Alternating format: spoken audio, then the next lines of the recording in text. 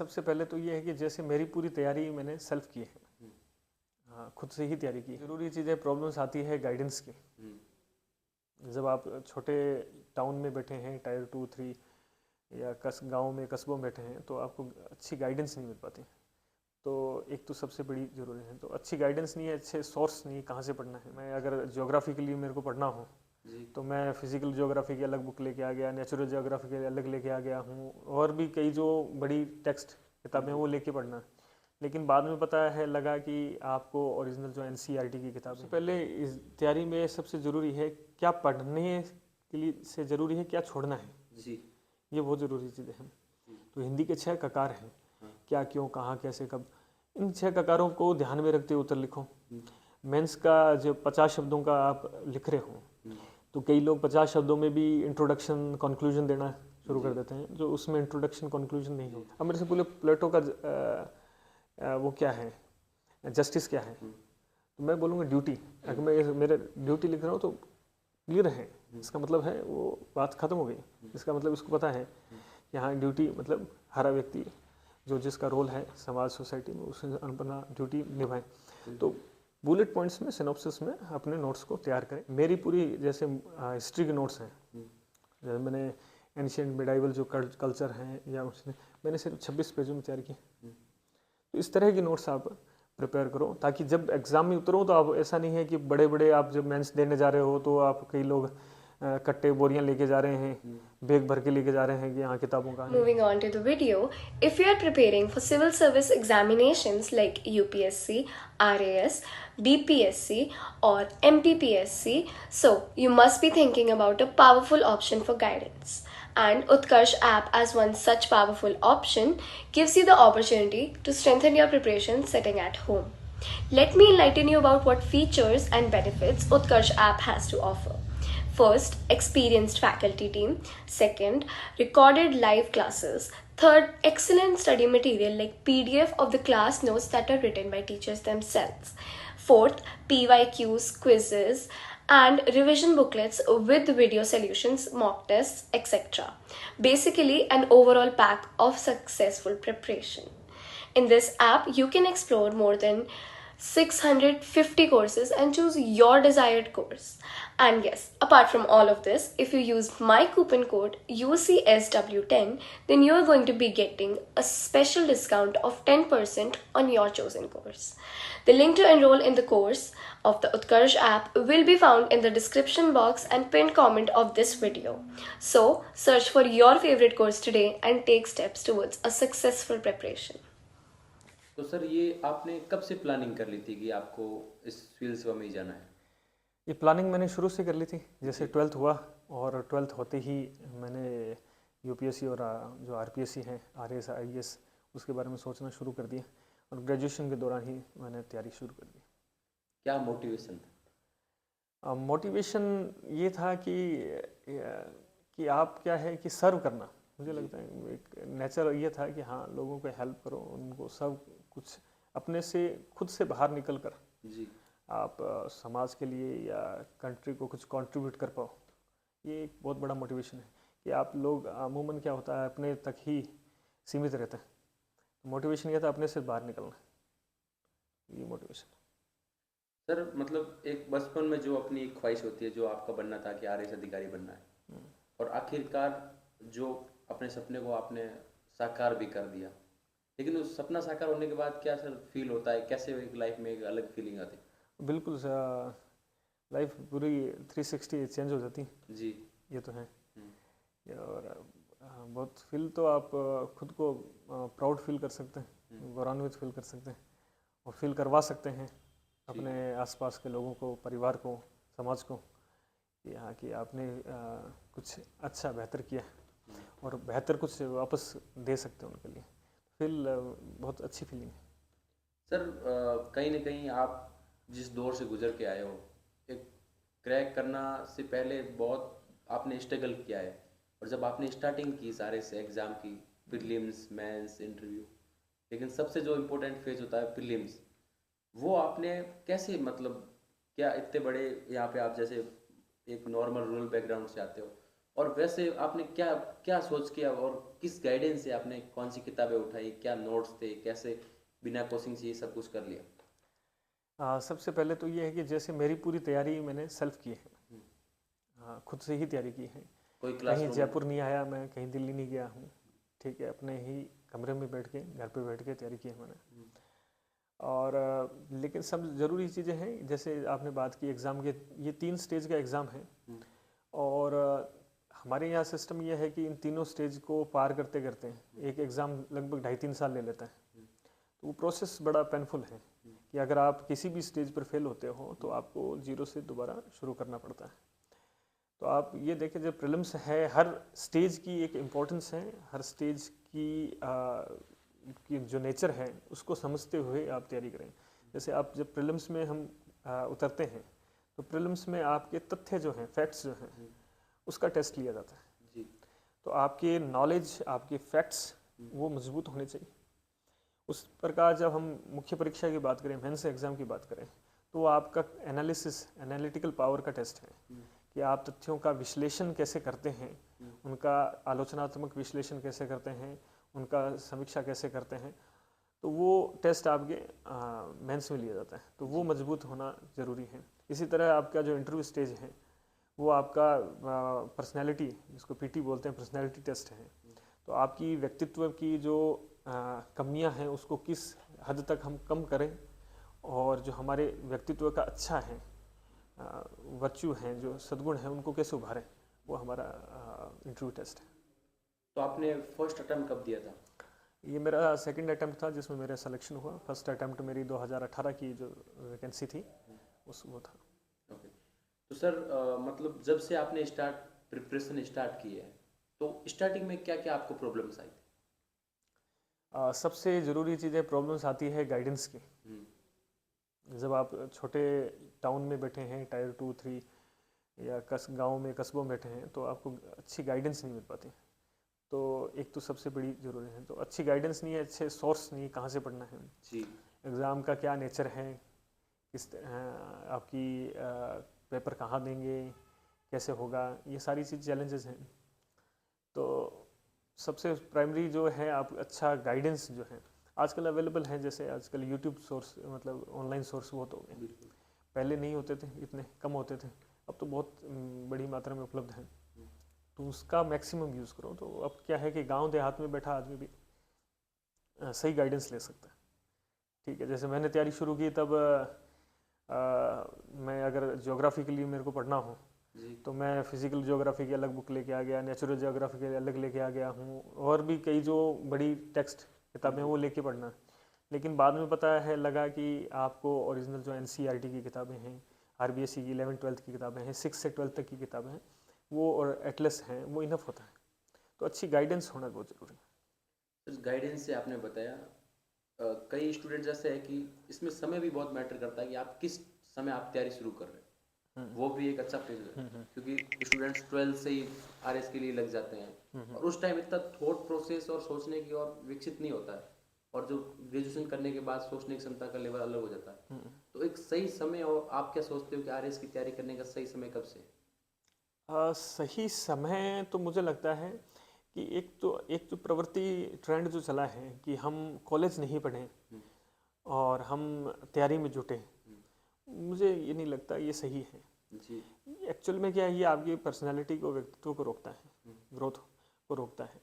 आप अपना ग्रेजुएशन करें, अच्छे जो भी महाविद्यालय हैं वहाँ से करें, लेकिन उसके ग्रेजुएशन के साथ साथ ही आप फर्स्ट ईयर, सेकंड ईयर में आप एक डायरेक्शन तय कर लें कि मुझे इस फील्ड में जाना है, और उस फील्ड से रिलेटेड जो चीज़ें हैं वो आपने उसको देखना शुरू कर दें। तो इसलिए अगर वो उस ग्रेजुएशन के दौरान आप देखना शुरू कर दोगे तो आपको आगे जाके प्रॉब्लम कम महसूस होगी, और अच्छा आप कंपटीशन में उतर पाएंगे, और पहले दूसरे प्रयास में आप सफल हो जाएंगे। जी। सर आपने फर्स्ट जो आपने अटेम्प्ट दिया 2018 का, उसके बाद जो अभी आपने 2021 में सिलेक्शन लिया, तो जो फर्स्ट में आपका मेंस नहीं हुआ था? हाँ।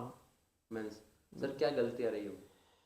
मुख्य परीक्षा में मेरा जो गलती रही थी, वो हमारे मुख्य परीक्षा में 4th पेपर होता है, जी। लैंग्वेज का पेपर होता है। मेरे तीनों जो फर्स्ट सेकंड थर्ड में अच्छे नंबर थे, लैंग्वेज के पेपर में थोड़ा वो ख़राब हुआ, तो उसको लैंग्वेज को आगे जाके मजबूत किया। ठीक है, हिंदी है, इंग्लिश है, ग्रामर है, तो उसके बाद उसको सही करके दोबारा मैदान में उतरा तो ठीक है, सफलता मिली। बिल्कुल सर, जैसे मैंने कई टॉपर्स के भी इंटरव्यू लिए, बहुत सारी चीज़ें, लेकिन उन्होंने बोला एक लैंग्वेज पे आपकी कमांड होनी चाहिए, या हिंदी पे हो या इंग्लिश पे हो। जैसे आपने बोला आपकी लैंग्वेज पे दिक्कत हो, तो उस पर आपने कैसे किन किन सोर्सेज को फॉलो किया, कैसे लैंग्वेज पे कमांड बनाई? और कमांड ये बनाई कि मैंने एक तो जो ऑथेंटिक सोर्सेज हैं जी उनको पढ़ा। ठीक है, NCERT RBSC के जो सोर्स हैं, और जैसे इंग्लिश है तो उसको कुछ कोचिंग के माध्यम से किया, कुछ उसको यूट्यूब से जो ऑनलाइन जो सोर्स अवेलेबल हैं, और कुछ टेस्ट दिए। आपस में हमारा 4-5 लोगों का ग्रुप था, और आपस में मिलकर टेस्ट दे देते थे और एक दूसरे से चेक करवा लेते हैं। ठीक है, थोड़ा तो इसे तैयार किया हिंदी लैंग्वेज को। आपने बोला सर जैसे ग्रुप स्टडी भी किया आपने, तो ग्रुप स्टडी से थोड़ी हेल्प होती है? बिल्कुल बिल्कुल। अगर मुझे ये लगता है कि अगर आपका अच्छा ग्रुप है और जो एक एम को, एक ध्येय को लेके चल रहे हैं, ठीक है, तो हमारी बात करूं, जो हमारा एक अच्छा ग्रुप था 5-6 लोगों का, और सभी सेलेक्ट हो गए। एक सारे लोग जो आप तैयारी कर रहे हैं, कुछ 18 में हो गए, कुछ 21 में हो गए, तो सभी सेलेक्ट हो गए। तो अच्छे लोगों का अगर संगति है, ग्रुप है, तो क्या होता है कि एक तो आप बोर नहीं होंगे, क्योंकि प्रोसेस बहुत लंबा है। ठीक है, और दूसरा क्या, आप एक इन्वायरमेंट में हमेशा रहेंगे कि और दूसरे लोगों का जो नॉलेज है, उनका जो ओपिनियन है वो आपको मिलता रहेगा। तो ऐसा नहीं होगा, भटकाव भी नहीं होगा कि हाँ, अगर आपको लग रहा है कि हम गलत हैं तो वो दूसरा करेक्ट कर देता है। तो आपको सजेशंस मिलते रहते हैं, ओपिनियन मिलते रहते हैं। तो अच्छे लोगों का अगर 5-6 दोस्त हों, मित्र हैं, तो थोड़ी चीज़ें सरल हो जाती हैं मेरी नज़र। सर प्रीलिम्स को लेकर आप क्या सोचते हो? जैसे RS का जो प्रीलिम्स है, उसमें स्पेसिफिकली अगर प्रीलिम्स की तैयारी करें, इसमें स्टूडेंट्स बहुत सारे मटेरियल्स को पढ़ लेते हैं, कोचिंग के नोट्स हैं, इसके अलावा भी बहुत सारी चीज़ें, स्टैंडर्ड बुक्स बहुत पढ़ लेते हैं, लेकिन क्या पढ़ना और क्या नहीं पढ़ना है बहुत इंपॉर्टेंट होता है इस प्रिपरेशन में। आपको इन चीज़ों से बहुत पता होगा। तो सर कौन कौन से टॉपिक्स है जो आपको लगता है कि इस टॉपिक्स पे तो कमांड होनी ही चाहिए बस एटलीस्ट प्रीलिम्स के लिए? जी देखिए, सबसे पहले इस तैयारी में सबसे ज़रूरी है क्या पढ़ने के लिए से ज़रूरी है क्या छोड़ना है। जी ये बहुत ज़रूरी चीज़ें हैं। एक तो जो कुछ भी पढ़ रहे हो आप, वो आपके गवर्नमेंट सोर्स से आप पढ़ो। गवर्नमेंट वेबसाइट्स जो हैं उनकी विजिट करो, जैसे DIPR है। ठीक है, DIPR बहुत सारे चीज़ें गवर्नमेंट के से रिलेटेड निकालते हैं। जैसे एक सूजस मैगजीन चलती है, एक DIPR की बुलेटिन चलती है सूजस के नाम से, या गवर्नमेंट की जो फ्लैगशिप स्कीम्स हैं, आजकल CMO के और के मुख्यमंत्री के पोर्टल्स हैं, उन पोर्टल्स पर जाओ, उन वेबसाइट्स पर जाओ और उनको विजिट करो, उनको पढ़ो। तो इससे क्या है कि, और दूसरा जो ऑथेंटिक किताबें हैं, मान लो राजस्थान आपको पढ़ना है, तो राजस्थान के लिए हमारा राजस्थान की किताबें आती हैं, वो पढ़ो। पुरानी जो राजस्थान अध्ययन की किताबें हैं वो पढ़ो, या हिंदी ग्रंथ अकादमी किताबें हैं वो पढ़ें। और गवर्नमेंट की जो मैंने बोला कि वेबसाइट्स हैं उनको फॉलो करो, न्यूज़पेपर हैं उनको पढ़ो, या जो एक मैगज़ीन, एक करंट अफेयर्स की कोई एक मैगज़ीन आप उठाओ और उसी को आप पढ़ो। ठीक है, आप इसके अलावा जैसे इकोनॉमिक सर्वे है, उसको ओरिजिनल डाउनलोड करो, फाइनेंस मिनिस्ट्री की साइट से डाउनलोड करो। और पेज टू पेज, एक जो ये ट्रेंड है कि मैं कोचिंग के नोट्स पढ़ लूँ, किसी की वीडियो देख लूँ, उसको पेज टू पेज रीड करो, तो वो बहुत बेनिफिशियल आपके प्रीलिम्स का। जी। और जैसे मेंस में अपनी ऑफ कैमरा आपकी बात हुई, आपने बोला कि लेखन शैली पे बहुत ज़्यादा कमांड होनी चाहिए, क्योंकि मेंस जो आप इतना हेक्टिक हो जाता है, लिखना होता है, बहुत ज़्यादा हो जाता है, तो मेंस पे कैसे सर आंसर राइटिंग को कैसे मजबूत बनाए? हाँ, आंसर राइटिंग का देखो, सबसे पहले 2-3 मैं करूँगा कि एक तो अच्छा लिखना सीखें। कई बार ये बोलते हैं कि अच्छी राइटिंग का फ़र्क पड़ता है कि नहीं पड़ता है। अच्छी राइटिंग होती है तो फ़र्क पड़ता है, सामने चेक करने वाले को तकलीफ़ कम होगी तो वो ज़्यादा बढ़िया है। दूसरा क्या है कि आप लिखने की शैली, जैसे आप 20-15 शब्दों का या 20 शब्दों का जो प्रश्न का उत्तर दे रहे हैं, तो हिंदी के 6 ककार हैं, क्या, क्यों, कहाँ, कैसे, कब। इन 6 ककारों को ध्यान में रखते हुए उत्तर लिखो। मेंस का जो 50 शब्दों का आप लिख रहे हो, तो कई लोग 50 शब्दों में भी इंट्रोडक्शन कंक्लूजन देना शुरू कर देते हैं, जो उसमें इंट्रोडक्शन कंक्लूजन नहीं होता है। ठीक है, जो पूछा गया है स्ट्रिक्ट टू उस पॉइंट पर हो, टू द पॉइंट हो। और प्रश्न को पीछे देखो, प्रश्न के पीछे कुछ शब्द होते हैं, पिछलगु शब्द होते हैं, उन शब्दों को आप रीड करो कि उसने विश्लेषण पूछा है, आलोचना पूछी है, समीक्षा पूछा है, विवरण पूछा है। उन पिछलगु शब्दों को देखते हुए उत्तर दीजिए। फॉर एग्जाम्पल मैं बात कर रहा हूँ कि अगर एक प्रश्न आया था कि बेटी बचाओ बेटी पढ़ाओ योजना का आलोचनात्मक परीक्षण कीजिए। अब मैं उस प्रश्न का उत्तर जब दे रहा हूँ, उसमें मैं उसकी डिटेल लिख रहा हूँ कि ये पानीपत से शुरू हुई थी, इस सन में शुरू हुई थी, इस डेट को शुरू हुई थी, इसकी विशेषता है। ये तो आपसे नहीं पूछा, और आप फिर एक्सपेक्ट कर रहे हैं कि मेरे को ज़्यादा नंबर मिले क्योंकि मैंने तो सारी योजना लिख दी। लेकिन आप उस योजना का आलोचनात्मक विश्लेषण उस पूछ रहा है कि वो धरातल पर कितनी कामयाब हुई है, क्या बेनिफिट मिला है, क्या नुकसान हुआ है। ठीक है ना? तो वो आप वो देखो कि उसने क्या पूछ क्या रहा है, उस अनुरूप आपका उत्तर होना चाहिए। जी सर, जैसे आरएस का इस बार का भी प्रीलिम्स हुआ है, थोड़े कॉन्सेप्टुअल क्वेश्चन ज़्यादा आ गए और जो स्टूडेंट्स फैक्ट रट रहे थे, एक जो रट्टा पड़ता थी, पिछले स्टूडेंट्स कोचिंग के नोट्स उठा के रट रहे हैं, कुछ भी पढ़ रहे, यूट्यूब से 1 मिनट के 2 मिनट के वीडियोस लास्ट में कि आप 2-3 दिनों में ये वीडियो देखो, उन सारी चीज़ों को दूर करके इस बार जो आरएस का प्रीलिम्स का पेपर आपने देखा होगा, तो सर क्या मतलब आगे की क्या रणनीति होनी चाहिए बेसिकली? बिल्कुल, ये जो मैं बता रहा हूँ कि रणनीति यह रहनी चाहिए कि अभी आप जो ओरिजिनल सोर्सेस हैं, जो ओरिजिनल टेक्स्ट हैं, जो स्टूडेंट्स हैं वो उन ओरिजिनल सोर्स ओरिजिनल टेक्स्ट को उठाओ और खुद पढ़ने की आदत डालो। हम क्या है कि भरोसे में रहते हैं कि कोई हमें पढ़ा दे, कोई करंट अफेयर भी पढ़ा दे। अब न्यूज़पेपर बहुत सारी चलते हैं कि न्यूज़पेपर पढ़ाने के लिए आप वीडियो देख रहे हो, आप न्यूज़पेपर उठाओ, पढ़ो उसको, एनालिसिस करो उसका, संपादन की पढ़ो उसका, एडिटोरियल पढ़ो उसका। ये जो चीज़ निकल के आती है वो आप सेल्फ बनते हो कि हाँ मैंने किया है एनालिसिस। किसी की बैसाखी भी मत रहो। स्टूडेंट क्या है, बैसाखी पहले पकड़ने लगे हैं कि हाँ मेरे को कोई जो स्पून फीडिंग है वो वैसा करके दे दे, कोई बना के दे दे, मैं लिख के दे दे। आपको खुद बनाना पड़ेगा, आपको खुद लिखना पड़ेगा, मेहनत खुद करनी पड़ेगी, पसीना आपको आपका ही होना चाहिए। जो पहलवान जब तक आप मिट्टी में नहीं लौटोगे तब तक आप पहलवानी नहीं सीखते। बिल्कुल। ठीक है, तो आपको खुद मिट्टी में होना पड़ेगा।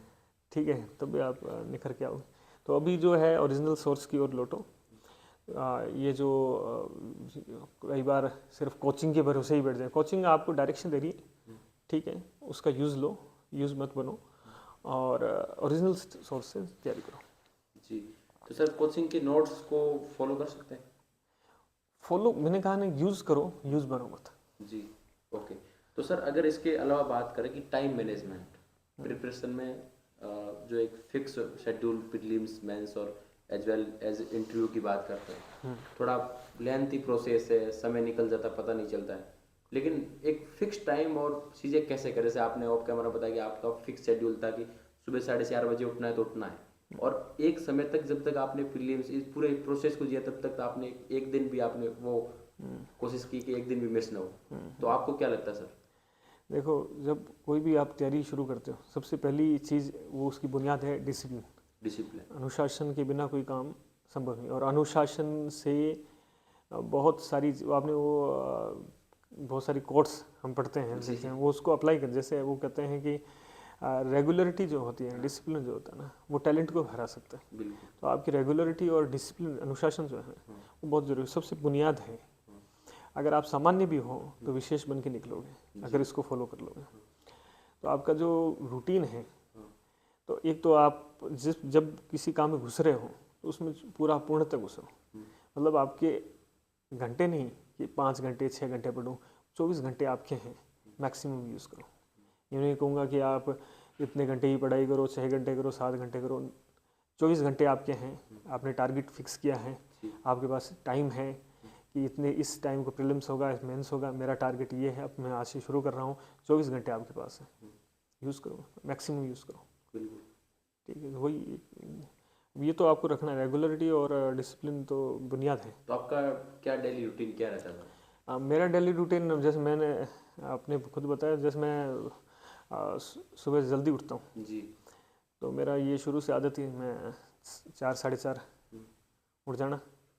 और वो क्या है, आपका मी टाइम होता है, जी। मुझे ज़्यादा डिस्टर्ब मुझे लगता है, तो आप खुद रिफ़्रेश फील करते हो और थकावट नहीं होती है, एनर्जेटिक रहते हो सुबह, और तो आप लंबी आपकी स्टडी 8-9 बजे तक आराम कर सकते हो आप।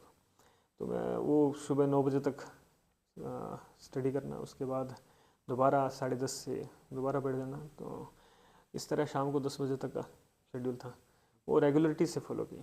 तो वो आप जो कोई भी आप, वो मैं नहीं कहूँगा आप सुबह जल्दी उठो या रात को लेट तक पढ़ो, वो आपकी जो आपका नेचर है, ठीक है, जो आपको सूट कर रहा है, जो परिस्थितियाँ आपको सूट कर रही हैं, ठीक है, उस अनुसार अपना शेड्यूल बनाओ और उन 24 घंटे को मैक्सिमम जो है यूज़ करो, बस। बिल्कुल। सर, क्योंकि जैसे कई बार ऐसा होता है, जैसे प्रीलिम्स देने के बाद हो जाता है तो मेंस में बाहर हो जाते हैं, इंटरव्यू से बाहर हो जाते हैं, और कई बार हो सकता है 2-3 बार प्रीलिम्स देने के बाद ही प्रीलिम्स भी क्रैक नहीं होता। तो इस प्रिपरेशन में स्ट्रेस और डिप्रेशन के स्टूडेंट शिकार भी हो जाते हैं कई बार, और फिर उनको लगता है कि अब कुछ भी नहीं कुछ भी नहीं होगा, अब मैंने इतना कम से कम 7-8 साल दे दिए प्रिपरेशन में, अब कुछ नहीं होगा।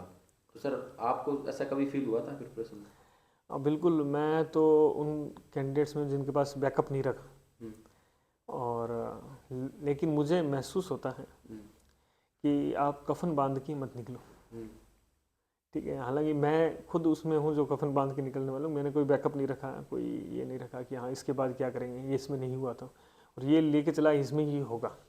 लेकिन मैं वो तूफ़ानी तरीके से चलो, लेकिन अब सोचता हूँ नहीं निकलना चाहिए। ये आपको क्या है, अपना प्लान बी हमेशा साथ रखो आप, एक बैकअप, क्योंकि अगर आप स्ट्रेस झेलने के लायक नहीं हो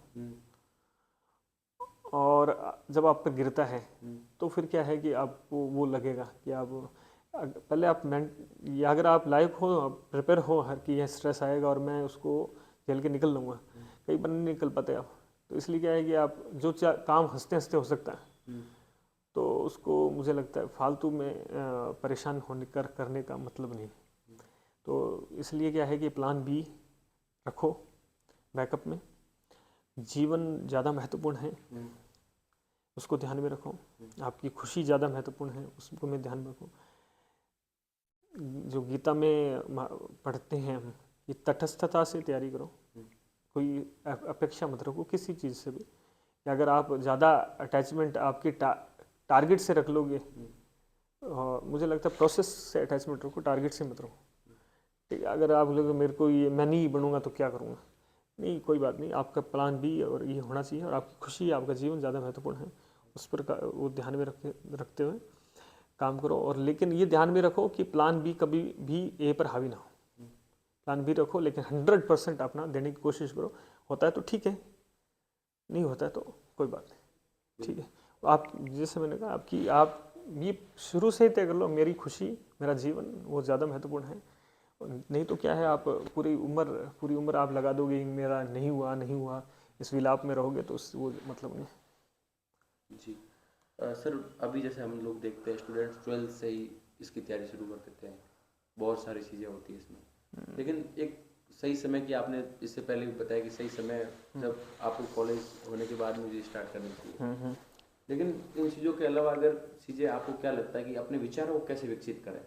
माइंड को विकसित करना इस एग्ज़ाम के लिए बहुत इंपॉर्टेंट होता है। जैसे मुझे लगता है हम लोग कई टॉपर्स के इंटरव्यू रहते हैं, वो बोलते हैं कि इसमें कॉन्सेप्ट, हर एक सब्जेक्ट के आपके कॉन्सेप्ट क्लियर होने चाहिए। वो तभी होगी जब आपका माइंड सेट एक बड़े लेवल का सोच सकता है। विचारों के लिए आप सबसे पहले ज़रूरी चीज़ है, जैसे मैंने कहा, अच्छी किताबें पढ़ें आप। अगर आप हिंदी, जैसे मैं हिंदी माध्यम का हूँ, तो आप हिंदी माध्यम के हैं तो अच्छे उपन्यास पढ़ें, अच्छी कहानियाँ पढ़ें, ठीक है। आप प्रेमचंद को पढ़ो, ठीक है, आप जयशंकर प्रसाद को पढ़ो, और आप जो नए राइटर्स हैं, ठीक है, उनको पढ़ो। तो ये क्या है कि आपकी सोच को और ब्रॉड बनाते हैं, विकसित करते हैं विचारों को, ठीक है। ये खजाना है विचारों की। दूसरा क्या है, न्यूज़पेपर पढ़ो। न्यूज़पेपर में जो हिंदी वाले हैं वो संपादकीय पृष्ठ जो है, 2 न्यूज़पेपर पढ़ो आप, संपादकीय जरूर पढ़ो। आप चाहे न्यूज़पेपर बहुत ज़रूरी चीज़ है मुझे लगता है आपकी तैयारी के अंदर। जैसे क्या है कि ये धार का काम करती है। जी।